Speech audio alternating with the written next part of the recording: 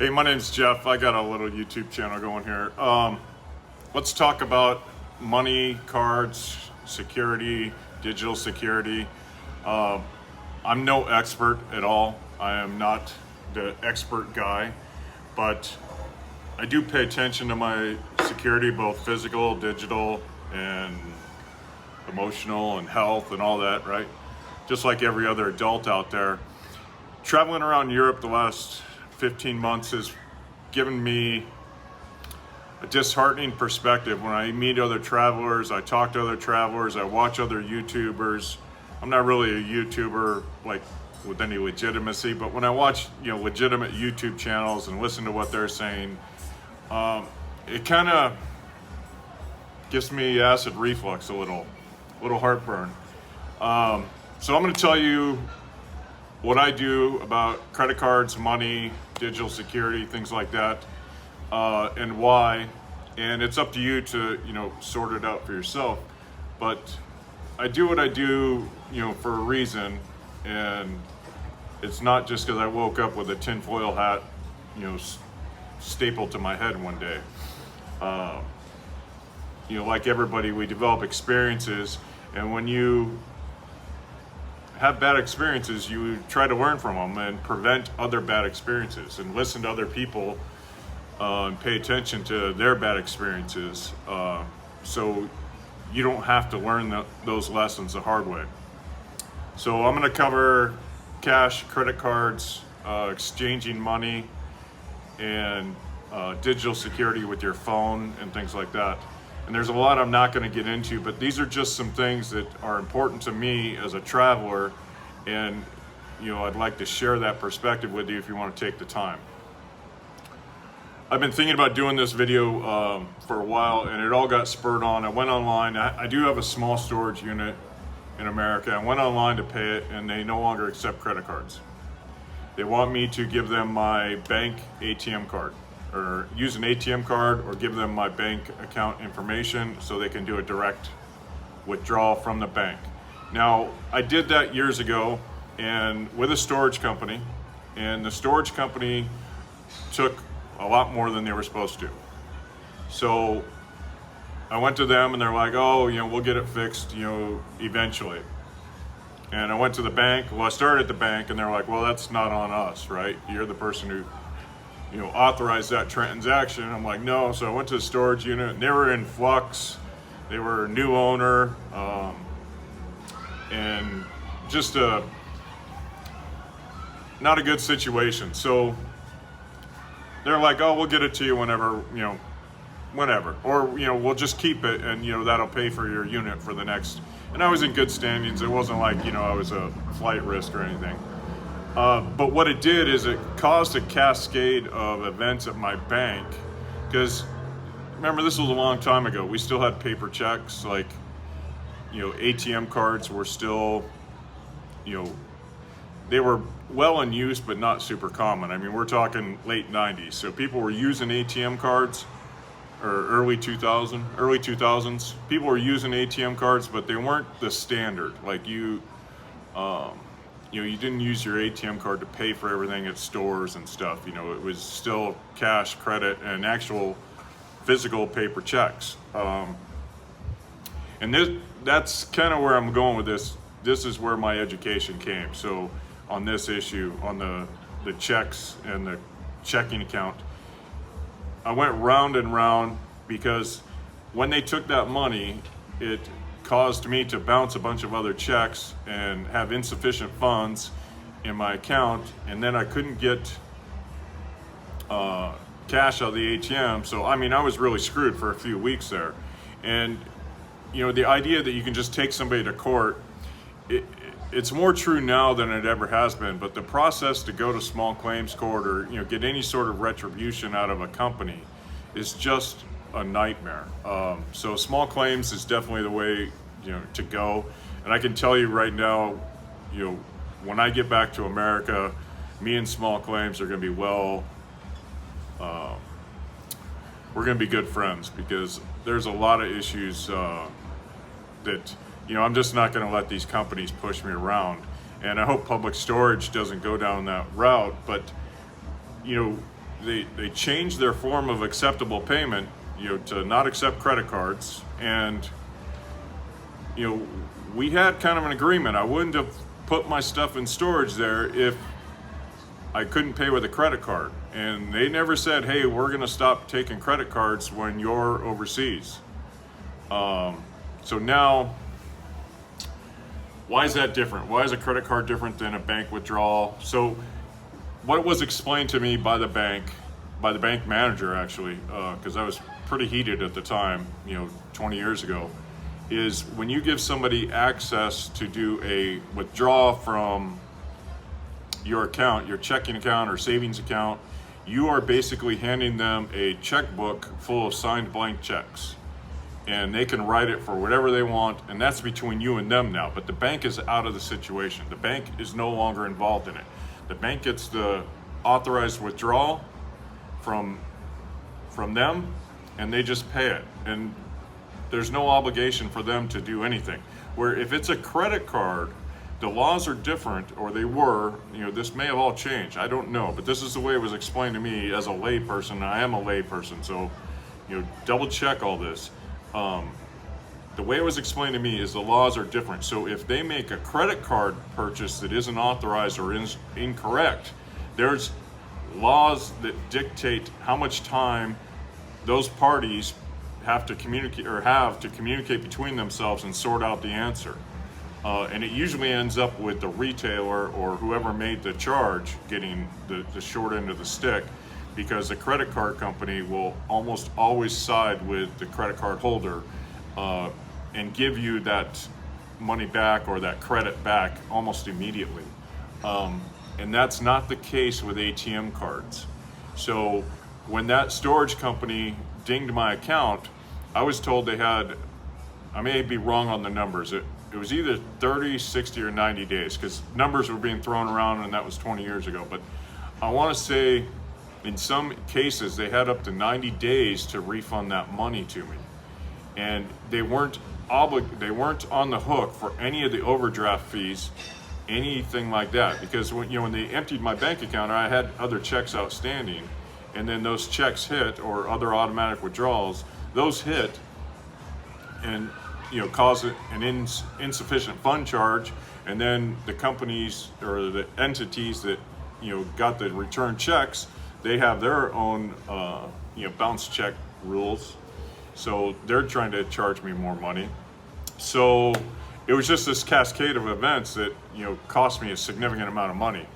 And had it been a credit card, had they used a credit card or used an ATM card as a credit card, run it as a credit card, not as a debit card, then the laws would have better protected me as a consumer, and all that would have been covered or wiped out by the bank, or there wouldn't have been any issues there. So the takeaway from this is, don't just give your bank account number, don't just give anybody willy-nilly access to your bank account, because they can clean it out and suffer no repercussions other than having to return the money, unless you find a way to actually get them to court. And then you're in the, is it worth my time and money, or is it worth better to just walk away? And that's very much a real question, because the time and effort to take somebody to small claims court isn't easy. They make it as hard as they can, the businesses, to keep you from holding them accountable. The whole business model of the future is to avoid accountability and just do what they want and avoid accountability. And I know that sounds a little crazy, but it's my experience in practice, right? So don't give out your bank account. Now this, for especially things like your cell phone, the storage unit, let me expand on that. So this is a perfect example. Say I do put in the information for the storage unit, and somebody's going through and they fat finger the keyboard and they add a 0. So now next month, instead of taking out 3 digits, they take out 4 digits. They're not on the hook for anything other than, oh, okay, we'll get it back to you whenever. Or we can just keep it until and take your payment out of that money, which is what they'll usually try to do, right? Or they'll try and blame you. So you don't want to give anybody that access to that information. And then you got to think about how many people have access to their database, and how secure is their database, and how secure is their payment system. How many chuckleheads are working at the storage unit for $12, $15 an hour, supporting their addiction of some sort, gambling addiction. I mean, I'm not going to go into details, but I was aware of somebody's, skydiving addiction, that they were committing credit card fraud on other people to pay for it. A long time ago. I mean, that was back in the 90s. And, it's because they had access to people's credit cards, and they were just running, this elaborate, wasn't really a confusing scheme, but it was just, they added multiple layers thinking that would confuse people, and it really just made it easier to find. But you're going to get people like that everywhere, but you're going to find them most often at the lower ends of retail, right? If the average transaction is, $1,000, you're going to find a higher paid employees dealing with those transactions than if the average transaction is $20 or $30. So you don't want some chucklehead at a storage unit thinking, I can hit all these bank accounts, transfer all the money, and then go to Mexico, live large for a year, and then get caught and go to jail for a year. Or in America, I mean, may never go to jail, right? Happens quite frequently. But you don't want to put yourself in that situation. Don't open yourself up to that vulnerability, because when's the worst time to fall? When you're standing on the edge of a cliff, right? And so you never seem to fall when you're surrounded by pillows, right? Bad things always seem to happen at the worst time. And if you're out traveling especially, the worst time can be any time, right? So that's banks and ATM cards. Now that falls into the next thing is when I'm traveling, I don't use my ATM card very often. Very selective on what companies I use my ATM card with. So I don't use my ATM card to pay for anything online. I don't use my ATM card to pay any recurring bills. I don't use my ATM card to do any of that. And then I'll get to a workaround if they only take bank deposits or bank withdrawals. But I don't do that because I'm not going to give somebody access to my money, right? Why would I give you access to my checking account? And this may all have changed, but this is what I do, and this is how I came to this practice. So my ATM card, when I'm traveling, I'll use it once or twice a month, and then I go into my bank's app and I lock it, and it can't be used for anything when it's locked. It's got a travel lock on it, and that's a pretty common feature now with most banks, is they will let you go into the app and put a travel lock on it, or a temporary lock, or a suspension. Even the credit cards do that now, which is really handy. So the way I do it when I'm traveling is once or twice a month, I'll go withdraw the cash I need in the country I'm in, and then that's my spending cash, and I just manage that. Now my 8 credit cards, I don't use my credit cards for anything other than large purchases. Pardon me. This peaches smells great, and I was starving. It just got to me. So credit cards I use for large purchases only. So what am I talking about there? I'll pay rent with a credit card through Airbnb or something like that. If there's a purchase I'm making, over 100 USD or 100 euro or whatever the local currency is, I'll use a credit card for that. I will use a credit card at some stores, the larger retail stores. I'll freely use a credit card, but usually I pay cash for everything. And it goes back to now that you have the foundation of, the bank system, the way it was explained to me. That's why I don't use my ATM card, and that's why I don't use my credit card, because who are you giving that credit card access to your credit card? The other thing that happened, it was about a year ago. I'm in Albania and I was at a store and I went to use my credit card, and she was gonna, it pops up on they have the little machine, and so you tap the credit card and then it pops up pay in lek, Albanian lek, or pay in USD. And she was about to hit USD because she knew I was an American. And then she stopped and looked at me and asked, and then I said, no, always pay in lek. Because that credit card company, the people running the machine, if you hit USD, you're getting a horrible exchange rate and a commission on top of it. So there's well, it's becoming the standard practice now. ATMs will want to convert to your native currency, but like, I'll have to interject some of the pictures here, but I want to say for €100, one ATM wanted to charge me $190, and then I think it was €100, may have been 120, but they were going to charge me because they do the conversion, they add a commission and then a fee. And so you have to click on the ATM, proceed without commission, or without conversion, and then they bill you in the local currency. That was Albanian lek. And then my own bank does the conversion. My bank is like, oh, you got charged in lek, here's our conversion rate. And my bank gives me a very good conversion rate. I don't get an international fee, so that all works out, right?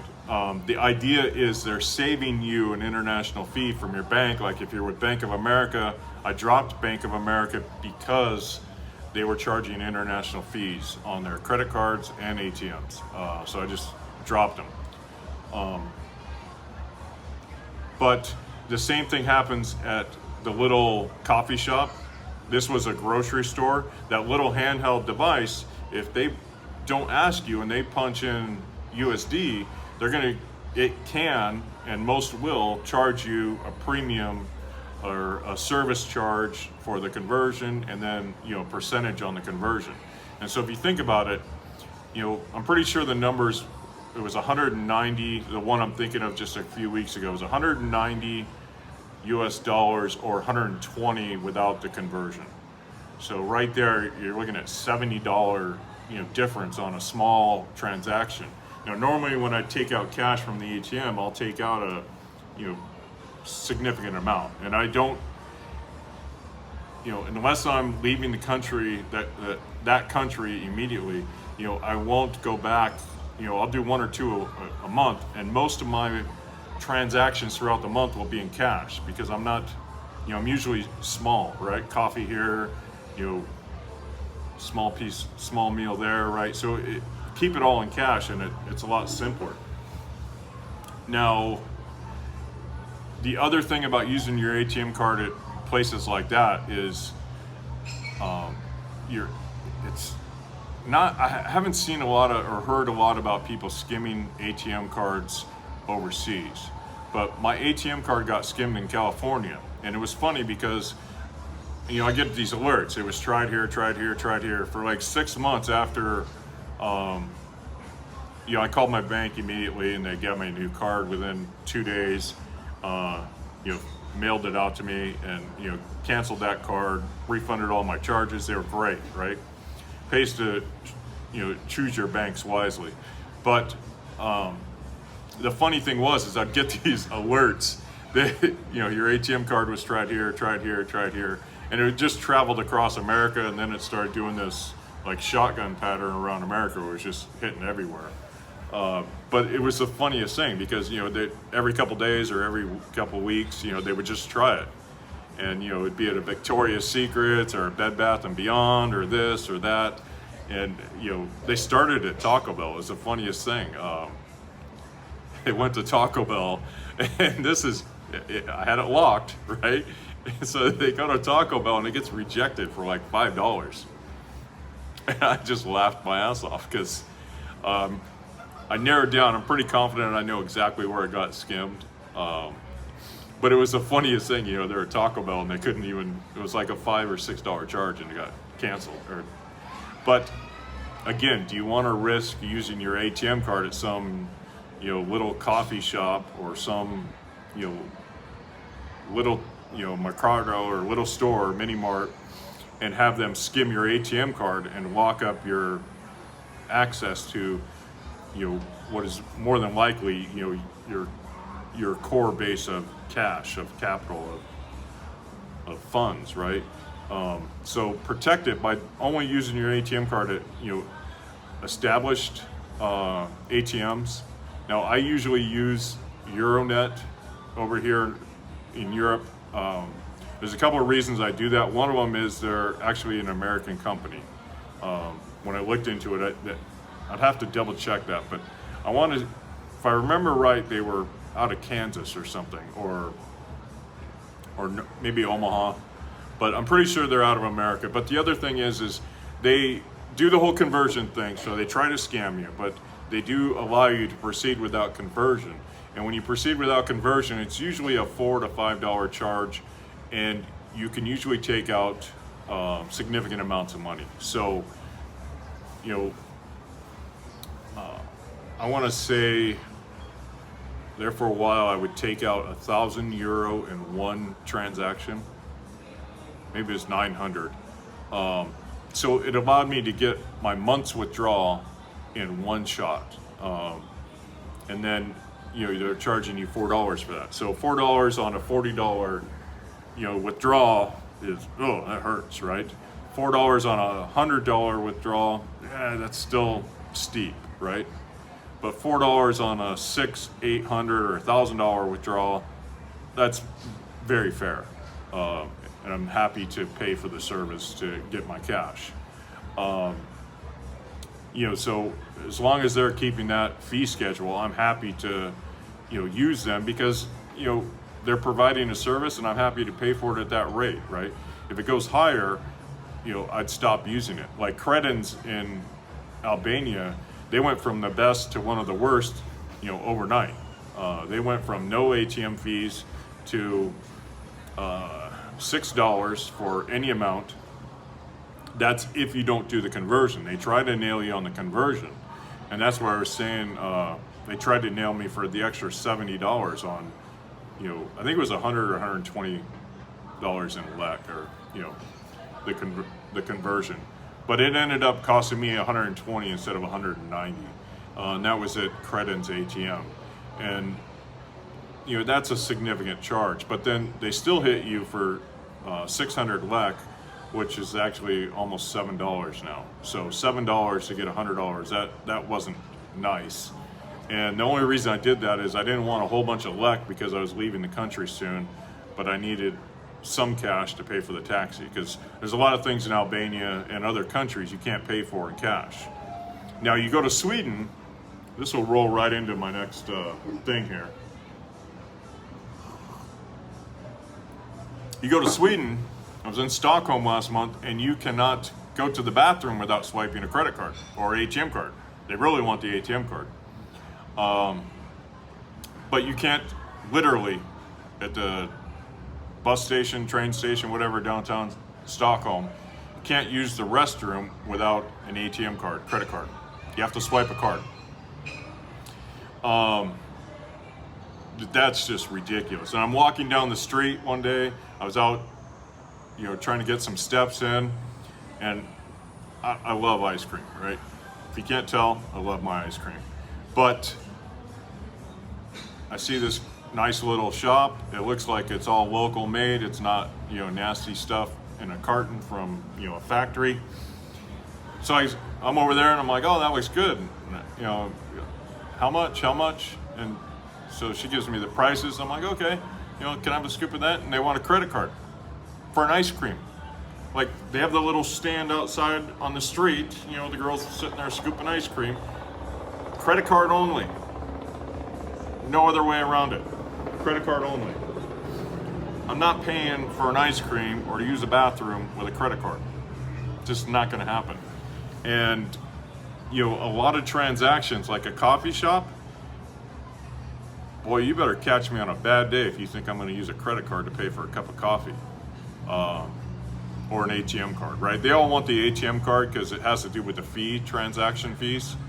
But if you're going cashless, I'm not your customer, and that's just the fact of life. Now, if you're talking about buying a car, of course, we're going to go cashless, right? If you're talking about paying rent, yeah, sure, let's go cashless, right? One big transaction, sure, let's do it.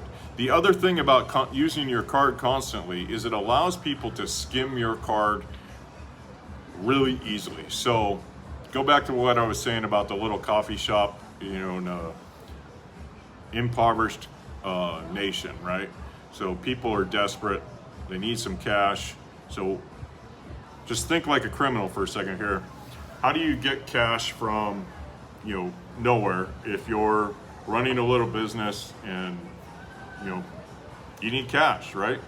One way to do it would be to take your credit card records and go, okay, hit this account, this account, this account, that account, that account. Just hit them for the same charge, or, up or down 5-10% from what they did last time. So if somebody working at this, proverbial coffee shop says, hey, I need €500 tomorrow, let me run, all these cards for, $1 less than they were last time. What are the chances that customer is going to notice an extra $3, $5 charge on their credit card when their statement is hundreds of these micro charges, right? You got a little charge here, a little charge there. I mean, you're out and about in the city, you're traveling around. Did I get 2 coffees at that airport or 3? I'm billed for 3, but I thought I only had 2. Right? You're going to lose track of that. Nobody's going to be able to keep track of that. And so it just opens you up again. And why would you do that, right? Why would you create the opportunity for somebody to take advantage of you? Because that's all you're doing, is you're creating the opportunity for somebody to take advantage of you. Now, the other thing that is really funny about Sweden, Stockholm, now everybody's doing this, but it was extreme in Stockholm. Everywhere you went, there was a QR code for you to scan. And I can hear it already, because I had this conversation so many times with so many people. What's the big deal with the QR code? It's just da. Listen, I think it's Tim Podcast RL, or Tim RL Podcast. He talks about his friend who was using I'm looking it up right now. He talks about his friend who was using a QR code to pay for a parking meter. I think it was in New York. And the guy lost everything. Lost his, as soon as he scanned it, it took his credit card information. It took his Apple ID. Yeah, Timcast IRL. Timcast IRL. He talks about this in great detail about this guy that happened to. So he scans the parking meter to pay for the parking, and it immediately took away his phone. Took away everything on his phone.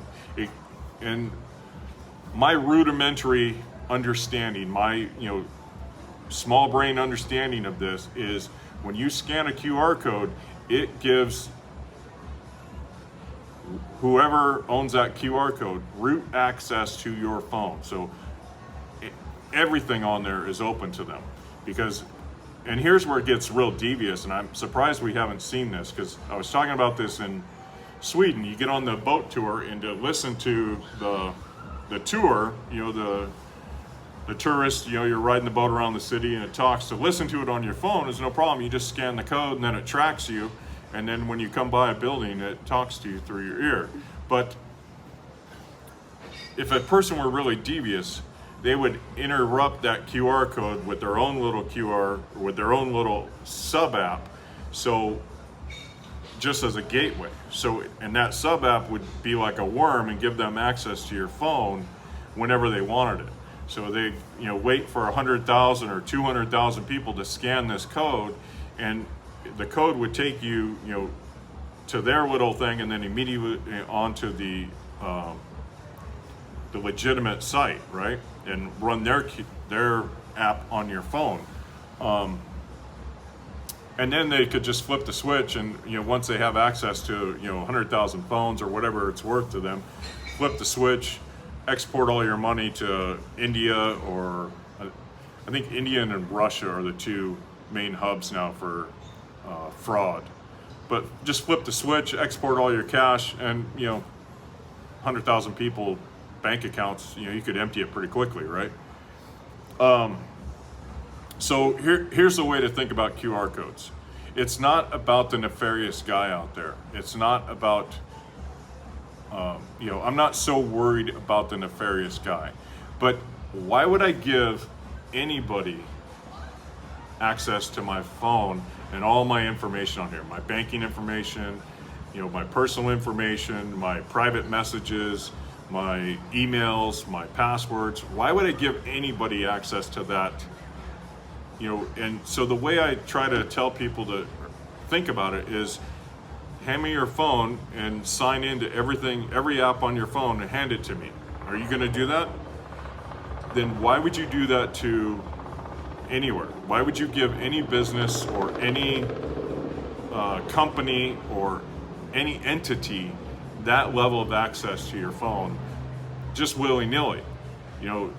And it may be totally legit. I'll bet 99.99999% of them are totally legit, and they're not acting nefariously. But the bottom line is you don't know if they're acting nefariously or not. They can be sucking off information from your phone and never tell you about it, and you would never know. So even, I was staying at the Hilton Salsa something there in Stockholm, and to order room service, you had to scan their QR code.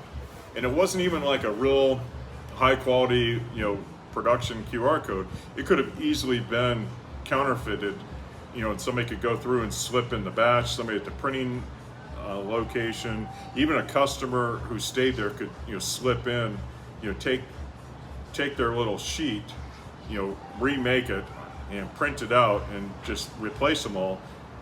And it would be super easy to do, right? But that's not the concern to me.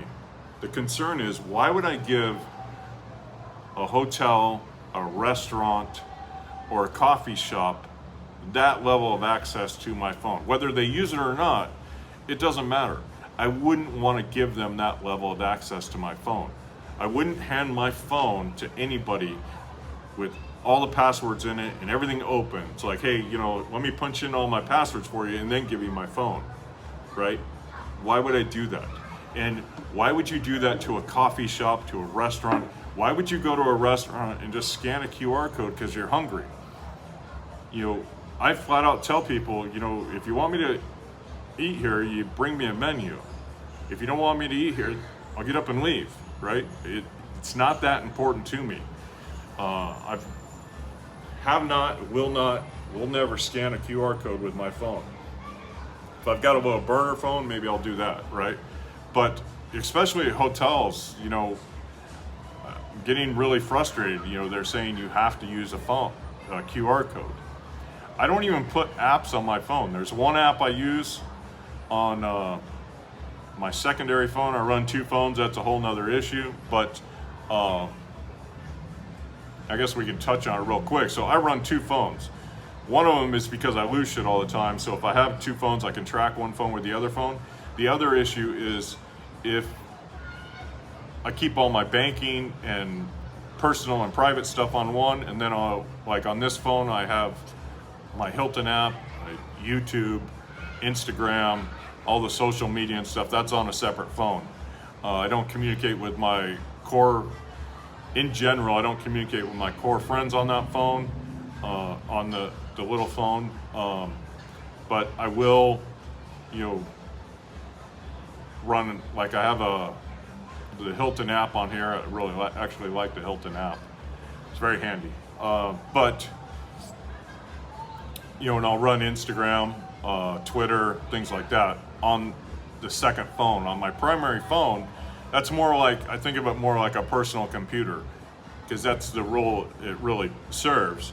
And nobody gets access to that phone. You know, my bank accounts do, but I even made the mistake of trusting Airbnb. And Airbnb, I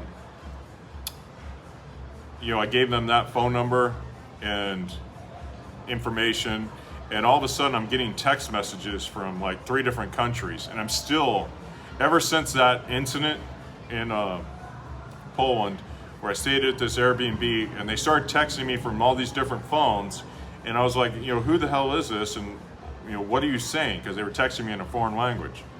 And I asked them where they got the phone, and then the guy comes through the Airbnb app. He's like, "Hey, why aren't you responding to my housekeeper?" And I'm like, "Wait, who gave you my cell phone number, and who said it was okay to use it and disperse it?" So ever since then, like, I just had a bunch of text messages this morning. I think I deleted and blocked them all, but I get all these messages. Your UPS package has arrived at such and such city in, Poland or Germany, and I'm like, I'm not getting packages in those countries, in those cities, and I didn't even know UPS went to Poland and Germany, and so they're all just scams, right? And I can't say 100%, but it all started, when I messaged that Airbnb host back. So I don't know what the issue is there, but I had to take Airbnb off that phone and not use that phone number for that, because that's the phone number that my banks use, and that'll probably get changed as soon as I get back to the U.S. because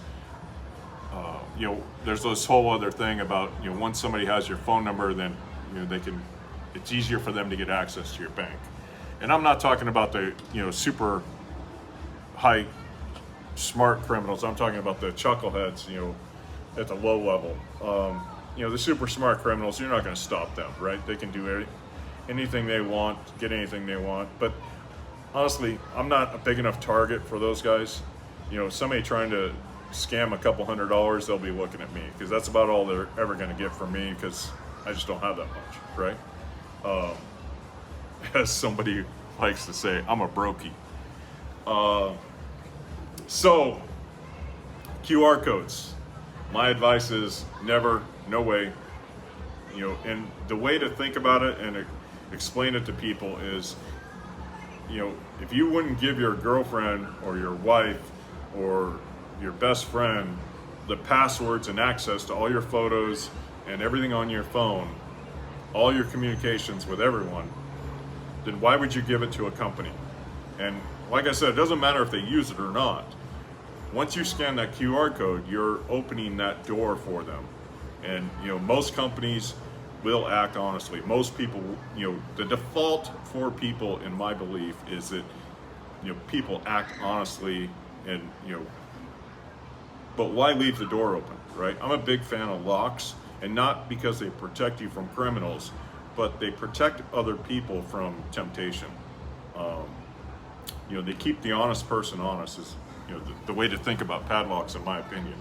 And that's why I use padlocks on my luggage when I travel. It's not to really stop anybody, but I don't want anybody opening it up and going, oh wait, boy, now I'm stuck in a hard position, because wow, that's really nice, and nobody would really know it was me if I took it, right?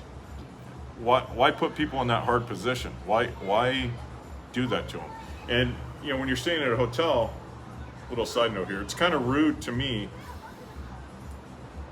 I came to this opinion in the Philippines. I was on this little island, and I had a different laptop at the time, but I had a laptop, I had 2 GoPros, and you add it all up, it was like 2 years worth of wages for a housekeeper there, new. So she probably could have sold it for a year's worth of wages, or that they weren't getting paid very well to clean the rooms.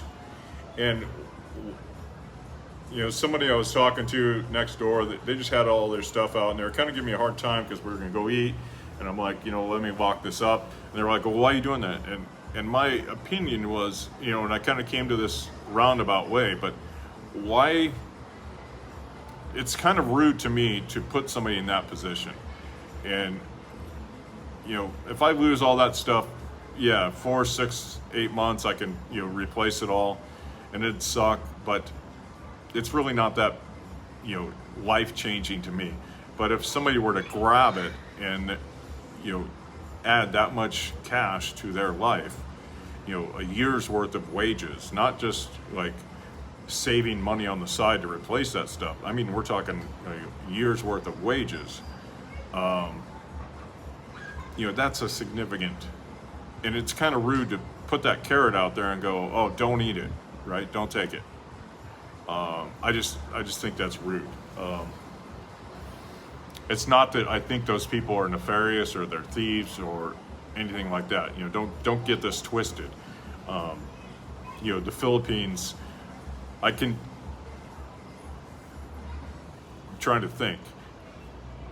Like, I can tell you so many stories, where people return things to me that I wouldn't have expected to be returned anywhere else. So, my cell phone, I lost one of my phones 3 times, in the course of 4 trips.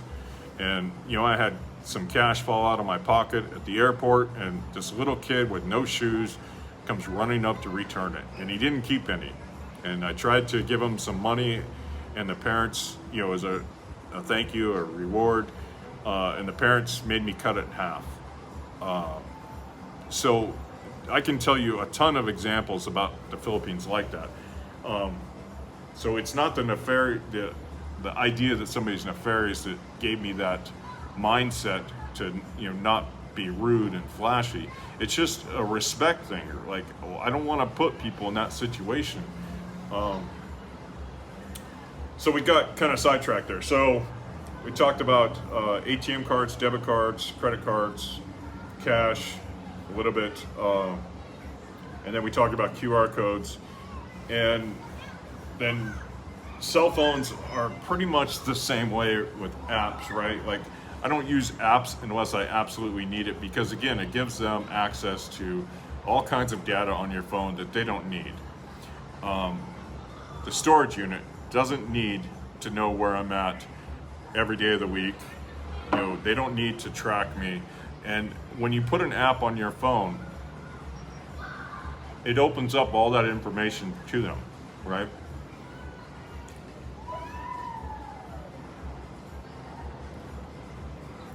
I was trying to explain to somebody, like iPhones now, you can't turn off a lot of functions on iPhones. They say you can limit access to things like your microphone and this and that, but you can't really. So, like with Instagram, if you use Instagram on an iPhone, you can limit the photos it can see, supposedly, right? It limits the photos you can use on Instagram. But if you put Facebook on an iPhone, you can't limit the permissions to your photo library. It sees and downloads or copies any photo it wants and takes it back to its home base. And when you listen to Zuckerberg and a few of the podcasts he's done, his idea is to know you so well that your future virtual assistant will tell other people's virtual assistants how you're feeling today. So if you're having a bad day, he wants Meta to know that and tell people in your circle, hey, Jeff's having a bad day. Why don't you give him a call? To me, that's creepy. And Timcast IRL, another thing he was talking about in one of his podcasts is how Meta or Facebook knows you from the movement of your phone. It can predict when you're going to go to the bathroom better than most people can. So it tracks your phone, and that's the other thing about like iPhones. You can't turn off it tracks my steps whether I want it to or not. And if there's an app on there, they have access to that whether I want them to or not. So does a storage company need access to how many steps I took today? Does a life insurance company need access to how many steps I took in the last 6 months? Is that something they have a right to just because I have a storage unit? Is that something they need? No. What it is it's a way for them to make money, right? So I think a lot of people are missing this, but there's a lot of money in connecting you, your face, to your phone number, to your purchases, to your activity. And the more these data brokers can collect all that information, this is all my theory, my crazy theory. So I don't have a tinfoil hat, but I was going to put on my tinfoil hat for you. But my perception from looking at all this is how they're making money. And there was a guy who just did a video, it was a great video, talking about how the airlines in America are losing money. But the way they're making money is they're acting like banks, so they're selling points to credit cards, and it's this whole interesting rabbit hole to dive down about points and stuff like that. But because most points go unused and blah blah blah, so use your points. But I don't need to give access to any business I deal with to anything other than my cash. And if you're fine with that, good. That's up to you. If you're fine giving people access, to track your phone movement, and here's where it gets creepy, right?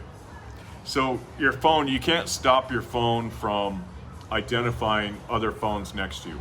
So even if you have a burner phone, the activity on that burner phone will be associated to you because it's always near. The only way to really have a burner phone is to have it completely separate, and it's not like phones power off anymore, right? I don't know if you noticed that, but your iPhone's always trackable, and it's always pinging anything else nearby.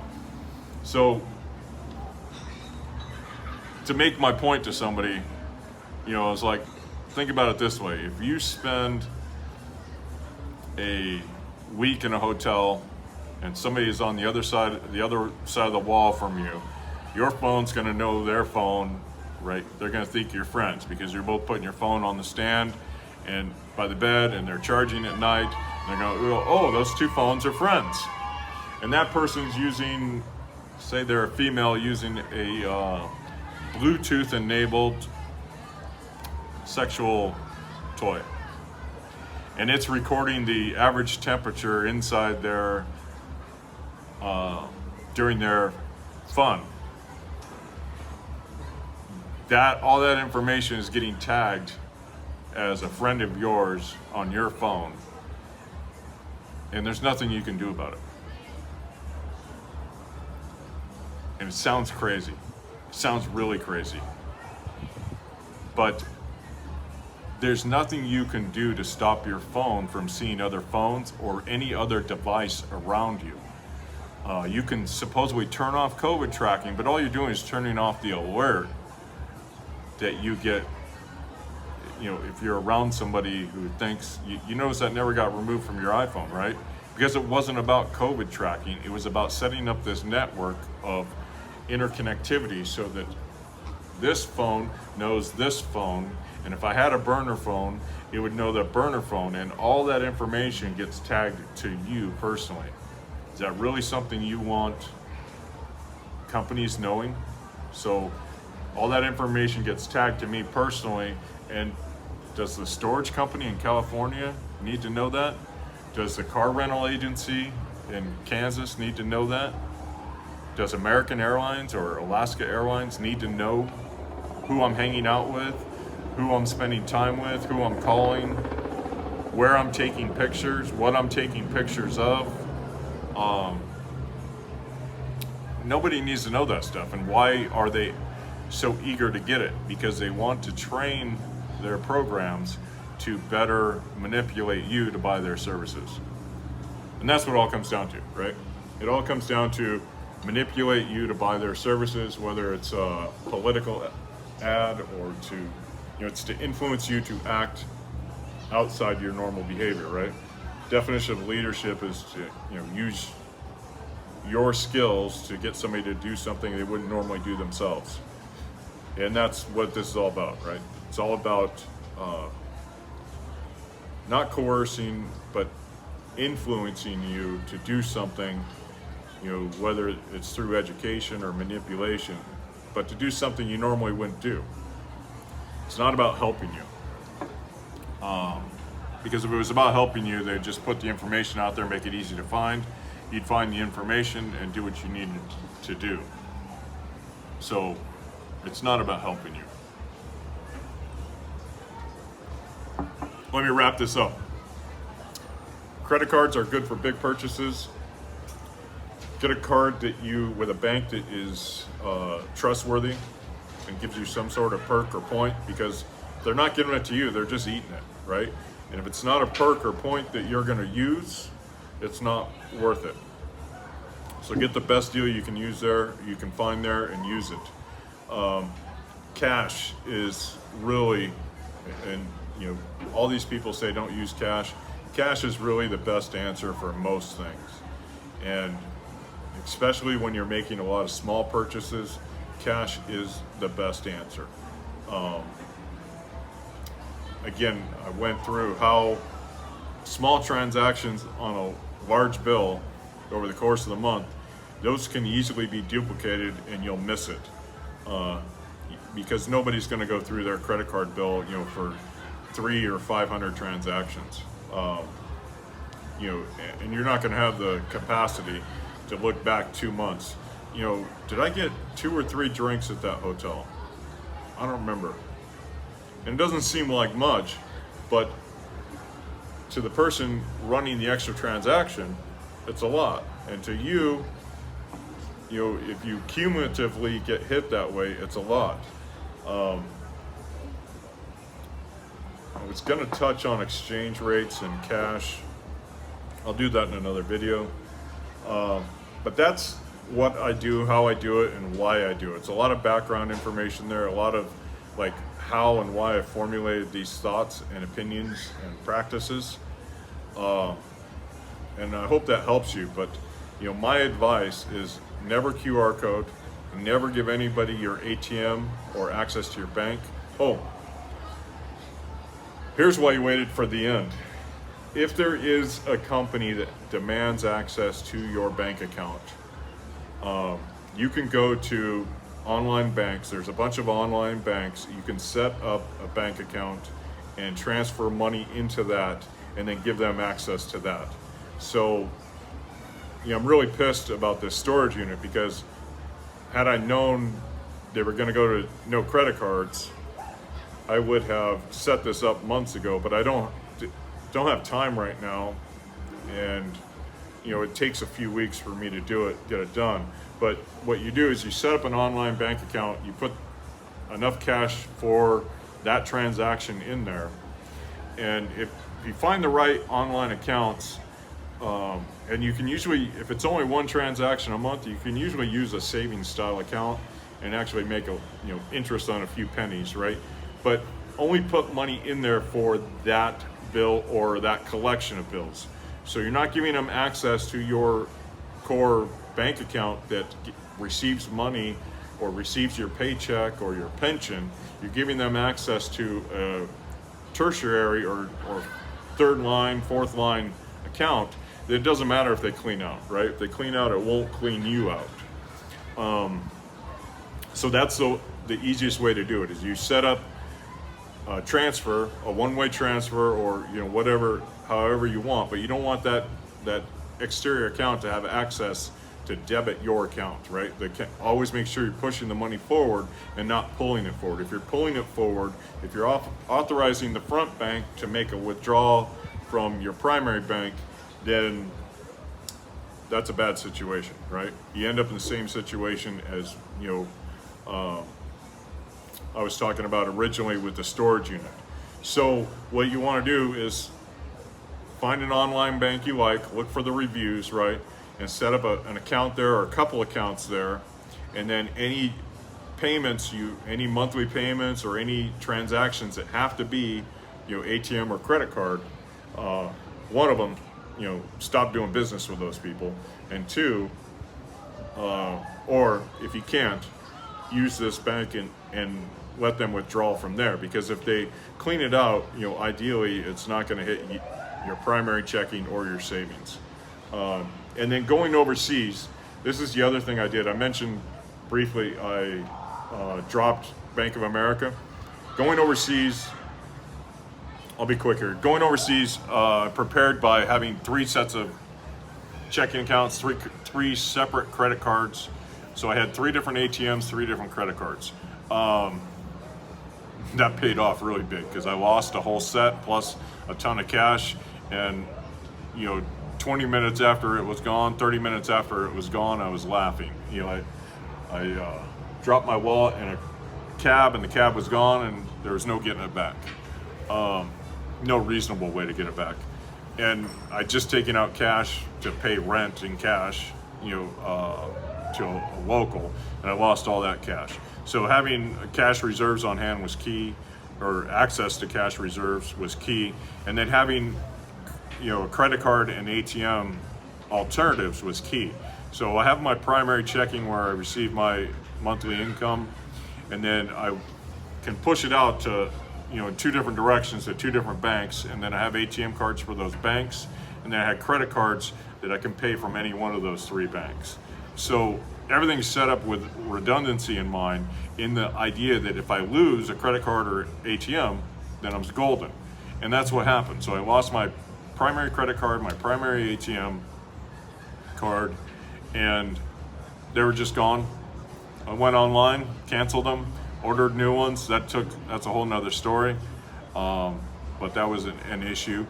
And then, I just moved some cash over to this bank and used that bank for a couple months.